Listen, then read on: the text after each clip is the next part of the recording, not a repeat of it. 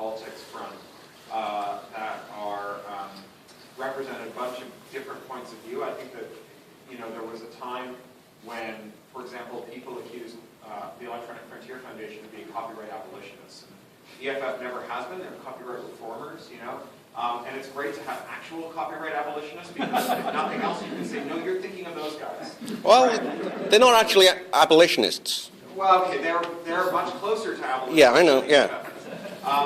I think that the speed at which the Pirate Party has grown is remarkable. I know that it's scaring third parties. In Europe, it's scaring the heck out of the Liberal Democrats and the Green parties because they're really eating their lunch. I think the liquid democracy stuff is brilliant. You don't like it. I've never been a fan of it. Well, I think delegative democracy has enormous potential. Whether or not it's the way they've implemented it, but for those of you who don't know, we've had two ways of voting really. One is the plebiscite, like a ballot initiative, where everybody votes on what the law will be, and then the other one is representative democracy, where everybody votes on who will make the laws.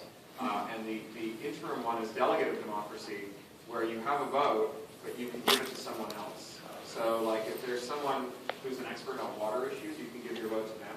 And they can give their vote to someone who's even more of an expert than they are, or an expert in the kind of water issues that they know they're not very good at. And you can withdraw your vote from them later if you don't think they're voting the way they should. But what it means is that it's kind of you can vote your conscience on the issues that matter to you, and you can hand over your vote to representatives on the issues that matter to you, but that you're not an expert in. And it gives you the ability to kind of really engage with those issues that matter and essentially turn those into plebiscites, and then have representative democracy from your perspective for everything else. It's pretty cool, and it's how the Pirate Party runs. You're holding No Safe Harbor, which is the Pirate Party book that has an essay of mine in it.